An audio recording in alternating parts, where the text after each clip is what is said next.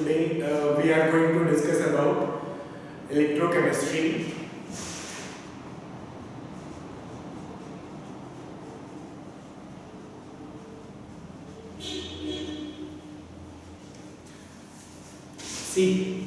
Electrochemistry chemistry की वो branch होती है जिसके अंदर हम प्रोडक्शन ऑफ इलेक्ट्रिसिटी की डील करते हैं। जैसे फॉर एग्जांपल हमने पहले क्लासेस में पढ़ा होगा 10th क्लास में कि इलेक्ट्रिसिटी को प्रोड्यूस करने के हमारे पास बहुत से मेथड्स होते हैं और उन मेथड्स में एक मेथड होता है हाइड्रो पावर प्लांट और जियोथर्मल प्लांट। लाइक बहुत सारे प्लांट्स होते हैं हमारे पास जिसके थ्रू हम इलेक्ट्रिसिटी को प्रोड्यूस करते हैं, बट वो सब कुछ एक लॉन्ग प्रोसीजर होते हैं।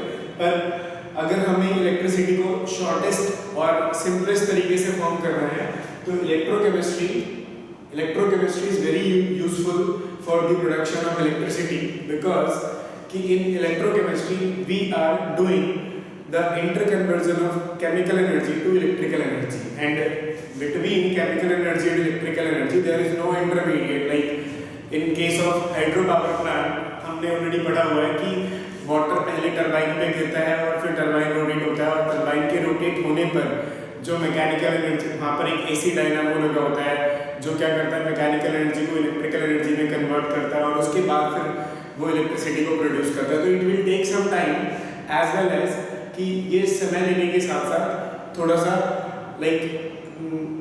टाइम कंज्यूमिंग भी इसमें बहुत ज़्यादा होती है। तो हम क्या करते हैं कि उस टाइम कंज्यूमिंग से बचने के लिए और उसके साथ साथ प्रोसीजर लंबा ना हो तो उसके लिए हम इलेक्ट्रोकेमिस्ट्री की स्टडी करते हैं जिसके थ्रू हम केमिकल एनर्जी से डायरेक्ट इलेक्ट्रिकल एनर्जी में कन्वर्ट कर सकें। तो इलेक्ट्रोकेमिस्ट्री का मतलब होता है कि it deals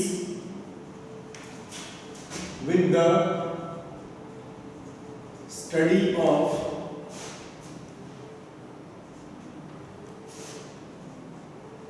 interconversion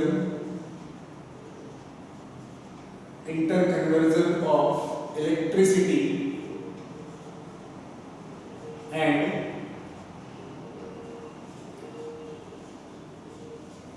chemical energy। तो हमें क्या करना है इलेक्ट्रोकेमिस्ट्री में इलेक्ट्रिसिटी और केमिकल एनर्जी के इंटरकन्वर्जन की स्टडी करें। तो in this study we have two type of cell in electrochemistry, that is electrochemical cell and electrolytic cell। तो हम इलेक्ट्रोकेमिस्ट्री में दो टाइप के सेल को पढ़ते हैं। जो पहले वाला टाइप है इलेक्ट्रोकेमिकल सेल, इस इलेक्ट्रोकेमिकल सेल का मीनिंग होता है एक arrangement in which electricity is produced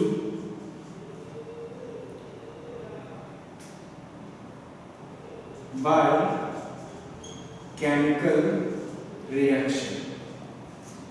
और इलेक्ट्रोलिटिक में एग्जैक्टली इसका ऑपोजिट। इलेक्ट्रोलिटिक में हम पढ़ते हैं एक अरेंजमेंट और you can say an arrangement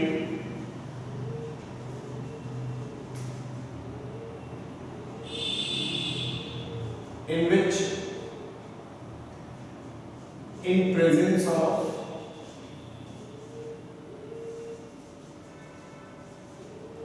electricity a chemical change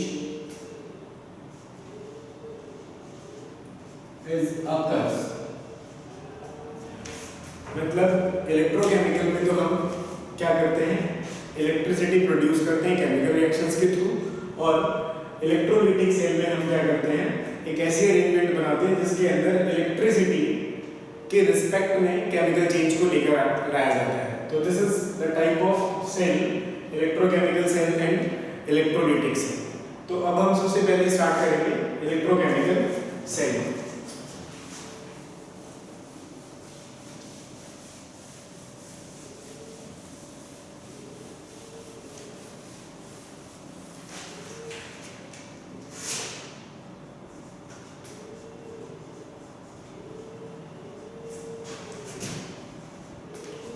electrochemical cell. देखो अगर इलेक्ट्रोकेमिकल सेल की बात करें तो इलेक्ट्रोकेमिकल सेल एक अरेंजमेंट होती है, इट इज एन अरेंजमेंट जिसमें इलेक्ट्रिसिटी को जनरली प्रोड्यूस किया जाता है। तो you can say an arrangement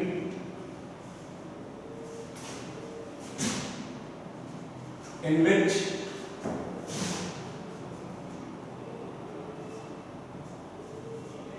electricity is produced, एक अरेंजमेंट जिसमें इलेक्ट्रिसिटी को प्रोड्यूस किया जाता है।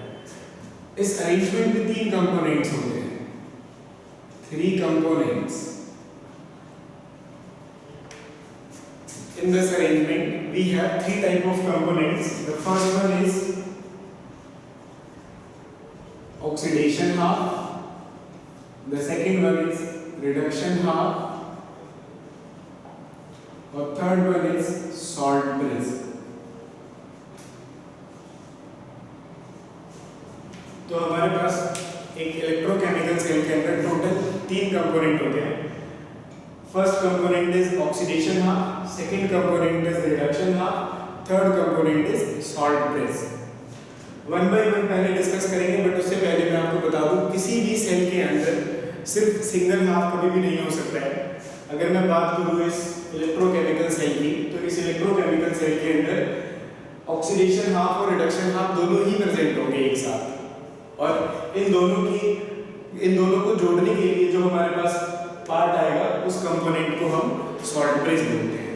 तो बेसिकली इन अ सेल और इन एन अरेंजमेंट जिसमें इलेक्ट्रिसिटी प्रोड्यूस की जाती है, उस अरेंजमेंट में हमें टोटल 3 कंपोनेंट्स मिलेंगे, और with respect to all the 3 components we are able to produce electricity. Because अगर हम सिर्फ एक टर्मिनल की बात करें तो एक टर्मिनल के रिस्पेक्ट में कभी भी इलेक्ट्रिसिटी प्रोड्यूस नहीं की जाती। तो फर्स्ट ऑफ ऑल हम डिस्कस करेंगे ऑक्सीडेशन हाफ।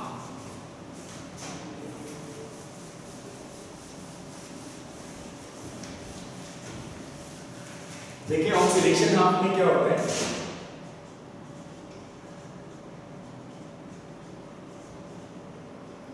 क्योंकि ऑक्सीडेशन हाफ का मतलब oxidation take place, oxidation takes place, and oxidation represents loss of electron, loss of electron मतलब एक ऐसा प्रोसेस जिसमें इलेक्ट्रॉन लूज होता है। तो हम क्या करते हैं, इसको रिप्रेजेंट करने के लिए एक कंटेनर बनाते हैं, और उस कंटेनर में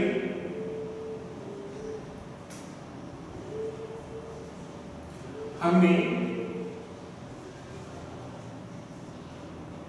Mn प्लस का एक मेटल का एक्वस सॉल्यूशन ऐड कर दिया, और इस एक्वस सॉल्यूशन में हमने एक मेटल की रॉड को डिप कर दिया, मेटल रॉड को डिप कर दिया। मेटल रॉड की डिप करने पर अब मेटल हम क्या बना रहे हैं, ऑक्सीडेशन हाफ। तो ऑक्सीडेशन हाफ मैंने अभी आपको बताया कि ऑक्सीडेशन एक कोई भी सेल सिर्फ ऑक्सीडेशन हाफ या सिर्फ रिडक्शन हाफ से कभी कंप्लीट नहीं होता। हर एक सेल में ऑक्सीडेशन हाफ और रिडक्शन हाफ दोनों ही होते हैं।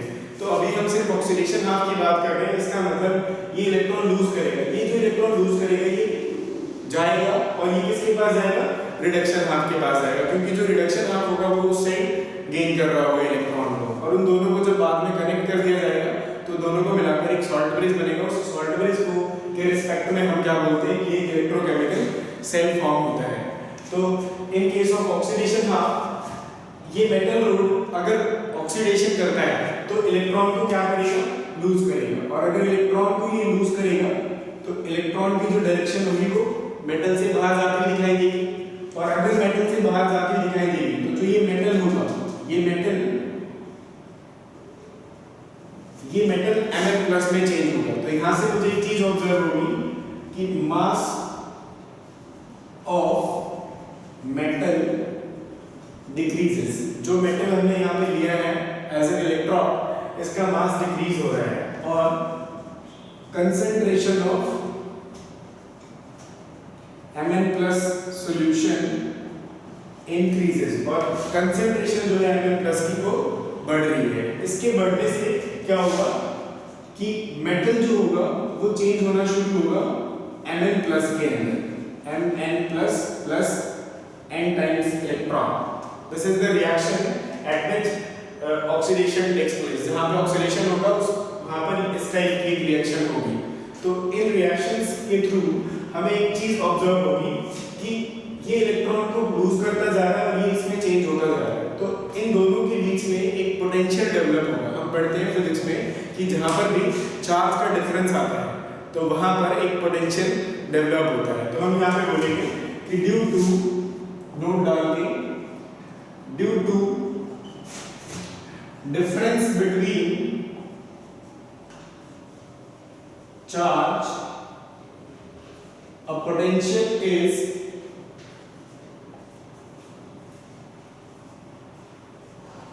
developed। तो ये जो पोटेंशियल डेवलप होगा, इस पोटेंशियल को हम ऑक्सीडेशन हाफ पर अगर डेवलप करते हैं तो हम उसका नाम देंगे, that is called oxidation potential. Oxidation potential, और आप इसे OP से रिप्रेजेंट कर सकते हो। This is called oxidation potential. और इसको रिप्रेजेंट कराने के लिए E ऑफ मेटल से metal N plus, this is called OP, oxidation potential. This is the representation, but this E is eight normal condition. Like अगर मैं इसी कंडीशंस को एक STP पे रख दूं, इफ STP का मतलब होता है स्टैंडर्ड टेम्परेचर प्रेशर, जहाँ पे टेम्परेचर 25 डिग्री सेल्सियस लिया जाता है स्टैंडर्ड कंडीशन, और प्रेशर को 1 बार लिया जाता है, और पुराने IUPAC के अकॉर्डिंग 1 एटमॉस्फेयर कंसीडर किया जाता है। तो प्रेशर 1 बार, टेम्परेचर 25 डिग्री सेल्सियस और कंसंट्रेशन 1 मोलर कंसंट्रेशन। तो इन कंडीशंस पर हम ये बोलेंगे कि this E becomes E naught M2Mn plus, और this is known as SOP, called standard oxidation potential। तो अगर ये चीज स्टैंडर्ड टेम्परेचर पे मेजर करी जाएगी then it is known as standard oxidation potential. तो ये आपका ऑक्सीडेशन पोटेंशियल है। हमें क्या ऑब्जर्व हुआ in oxidation potential?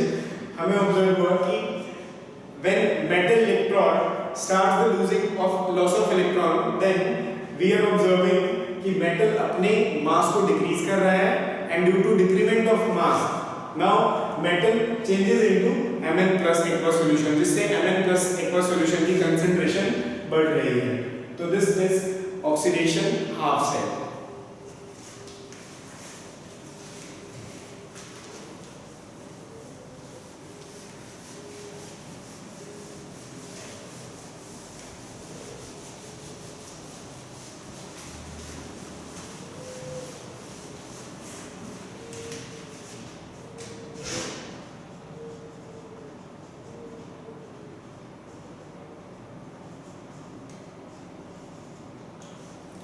The next part is reduction half cell। जैसे हमने ऑक्सीडेशन हाफ सेल में पढ़ा कि वहाँ पर ऑक्सीडेशन होगा, तो यहाँ पर रिडक्शन होगा, and in case of oxidation हमने देखा कि there is loss of electron. So in case of reduction half there is gain of electron. So I can say reduction takes place, reduction, and this is also known as gain of electron, gain of electron। इस case में भी हम एक electron बनाएंगे। Electron बनाने के लिए हम से क्या करेंगे, कंटेनर लेकर उसमें Mn प्लस का एक्वस सॉल्यूशन को रखेंगे, और आफ्टर दिस फॉर्मेशन लाइक हम यहाँ पर एक मेटल का रॉड रखेंगे, मेटल रॉड। ये मेटल रॉड क्या करेगा, अब इलेक्ट्रॉन गेन करेगा, क्योंकि ऑक्सीडेशन में इलेक्ट्रॉन लूज हो रहा था, तो यहाँ पर इलेक्ट्रॉन ऑक्सीडेशन की तरफ से इसके पास आएगा।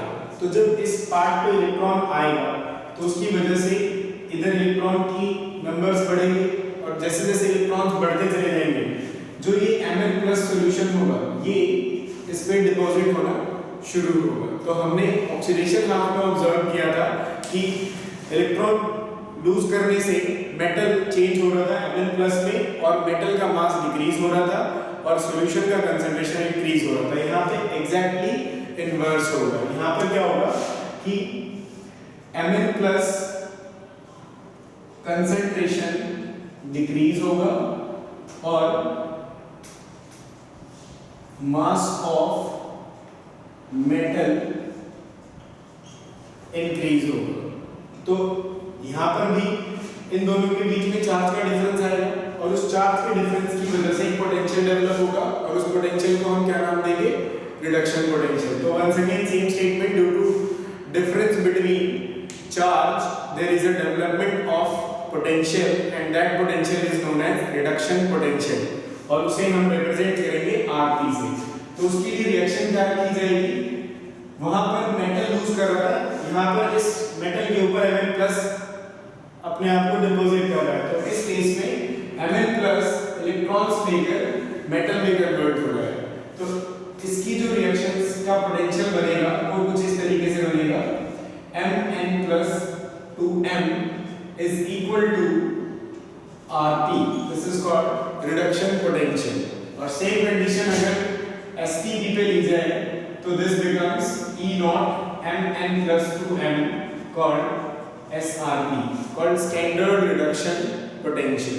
तो हमारे पास दो हाफ आए, एक आया रिडक्शन हाफ और एक आया ऑक्सीडेशन हाफ। अब जो हम पढ़ने जाएंगे वो हम पढ़ेंगे इन दोनों का combination. Now we are going to combine the both halves here.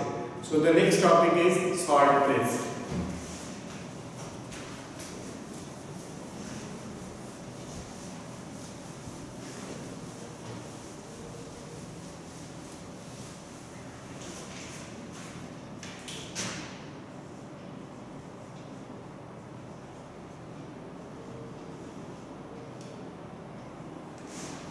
देखो सॉल्ट ब्रिज की अगर हम बात करें तो सॉल्ट ब्रिज की कुछ खास बात होती है, जैसे कि the first point is it connects both oxidation and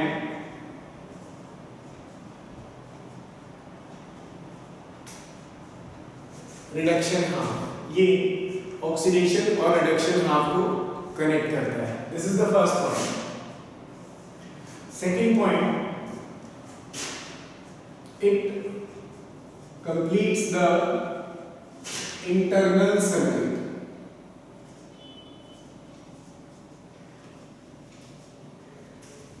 ये इंटरनल सर्किट को कंप्लीट करने के काम आता है।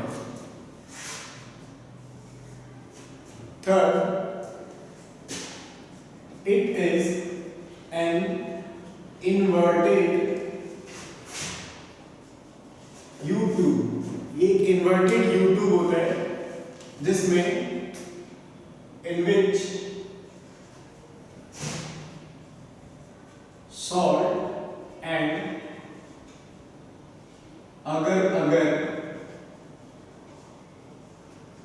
paste is filled।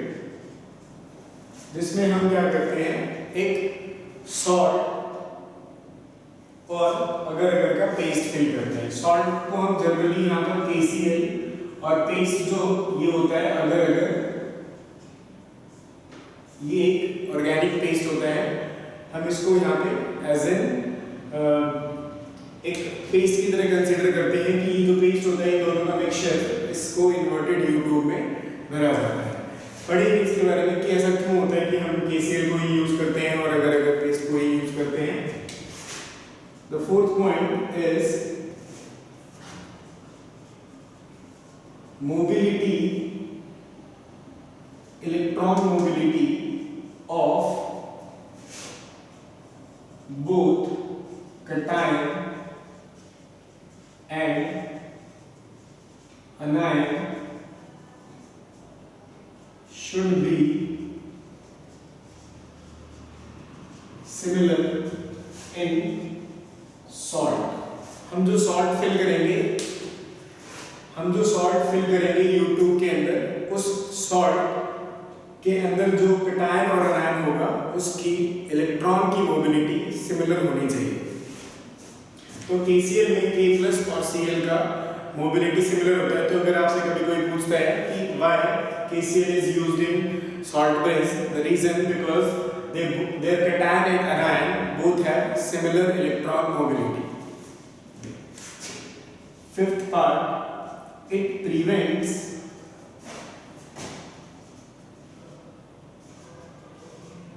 liquid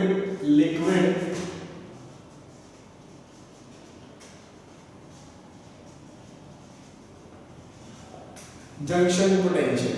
ये लिक्विड के जंक्शन पोटेंशियल को प्रिवेंट करता है। तो ये कुछ 4 पॉइंट हैं जो कि सॉल्ट ब्रिज से रिलेटेड हैं। अब इन सभी पॉइंट्स में एक ये लास्ट वाला जो पॉइंट है, it prevents liquid junction potential. अब ये लिक्विड जंक्शन पोटेंशियल है क्या?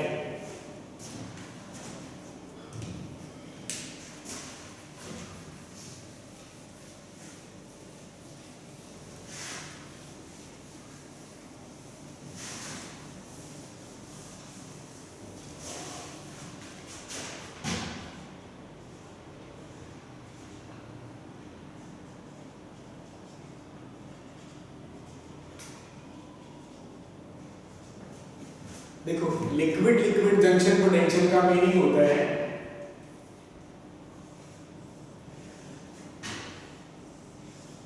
हमने यहाँ पर 2 अलग-अलग हाफ सेल्स लिए, जिसमें Mn+ का एक्वस सॉल्यूशन रखा और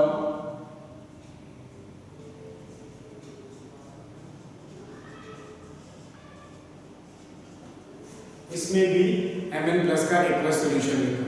तो इस केस में यहाँ पर अगर मैं एक इन्वर्टेड U2 को इसमें डालता हूँ, देन मुझे क्या ऑब्जर्व होगा कि राइज ऑफ कैपिलरी एक्शन के कारण ये जो लिक्विड होगा ये यहाँ से यहाँ तक पहुँचेगा और ये लिक्विड यहाँ से यहाँ पहुँच जाएगा और एक ऐसा पॉइंट आएगा कि जहाँ पर दोनों लिक्विड एक दूसरे को मीट करेंगे।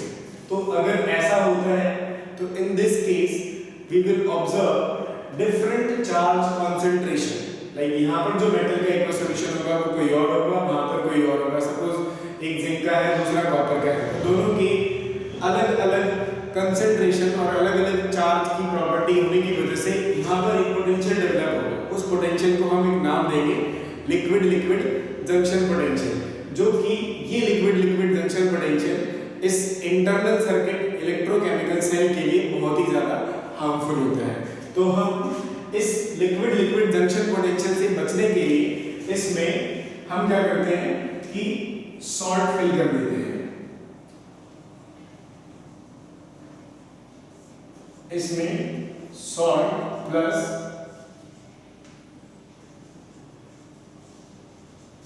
अगर पेस्ट को फिल कर दिया जाता है। उसके फिल करने से अगर इधर और सॉल्ट के सॉल्यूशन को इन दोनों को मिक्स करने पर क्या होता है, थिकनेस बढ़ जाती है और थिकनेस जब बढ़ जाती है तो जो लिक्विड का फ्लो होता है वो ऊपर जाने की बजाय रुक जाता है। पर इस केस में हमें एक चीज ये भी ऑब्जर्व होगा कि जो ये हमने पेस्ट इसके अंदर डाला ये कभी नीचे ना आ जाए। तो इसको रोकने के लिए हम यहाँ पर एक ग्लास वो लगा देते हैं, जिससे कि क्या होता है, सॉल्यूशन की इलेक्ट्रिकल न्यूट्रलिटी मेंटेन रहती है। तो हम ये बोल सकते हैं कि सॉल्ट ब्रिज का काम होता है कि एक जगह को दूसरी जगह से जोड़ना।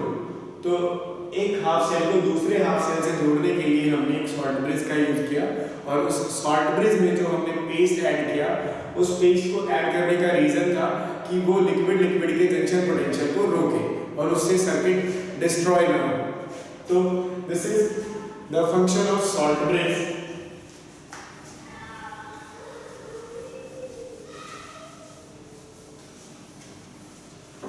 तो अब हम आते हैं अगला टॉपिक, इलेक्ट्रोकेमिकल सेल जो हम पढ़ रहे हैं। उसमें अभी तक हमने ऑक्सीडेशन हाफ पढ़ा, रिडक्शन हाफ पढ़ा और सॉल्ट ब्रिज पढ़ा। अब हम सेल के अरेंजमेंट देखेंगे। उस सेल का एक कॉमन एग्जांपल लेंगे, गैल्वेनिक सेल।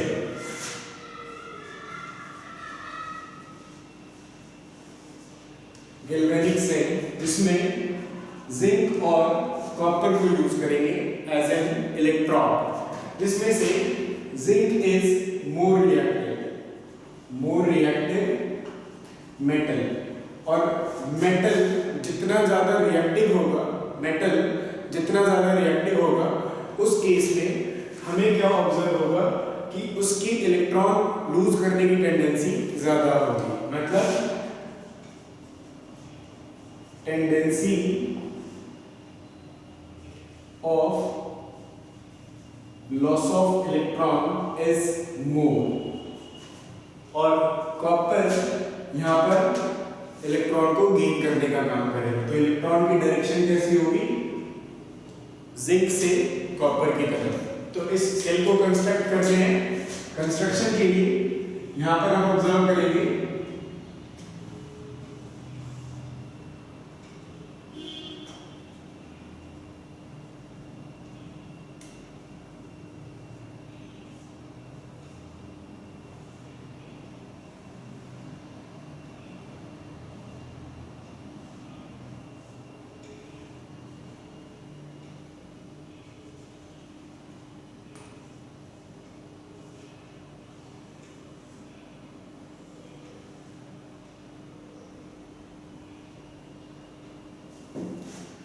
हमने क्या किया, यहाँ पर मेटल का Zn+ का एक्वस सॉल्यूशन लिया, Zn+ का एक्वस सॉल्यूशन लिया, और यहाँ पर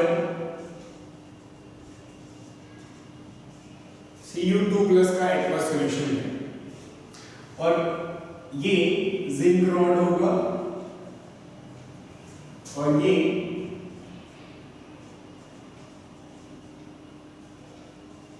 कॉपर रॉड। तो इस केस में हमें एक चीज ऑब्जर्व होगी कि जिंक इलेक्ट्रॉन लूज करेगा, क्योंकि ये रिएक्टिव ज्यादा है तो इसकी इलेक्ट्रॉन लूज करने की टेंडेंसी ज्यादा है।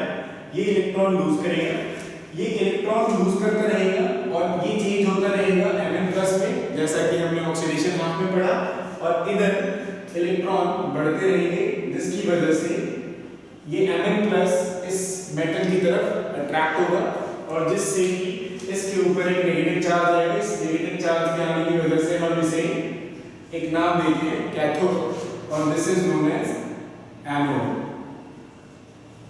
और इस पे पॉजिटिव चार्ज होता है। आप याद रखने के लिए सिंपली ए का जो फर्स्ट लेटर होता है वो वोवेल होता है, और ओ ऑक्सीडेशन का भी फर्स्ट लेटर वोवेल होता है। तो एनोड और ऑक्सीडेशन दोनों एक साइड होंगे, कैथोड और रिडक्शन दोनों के पहले लेटर कॉन्सोनेंट होते हैं, तो दोनों कॉन्सोनेंट एक साइड होंगे, इसलिए कैथोड पे हमेशा रिडक्शन और एनोड पे हमेशा ऑक्सीडेशन। तो अब यहाँ पे क्या होगा कि इसके इलेक्ट्रॉन यहाँ से लूज करने की वजह से इधर इलेक्ट्रॉन का गेन होगा, और लॉस और गेन की वजह से इसका मास डिक्रीज होगा और सॉल्यूशन का कंसंट्रेशन इंक्रीज होगा।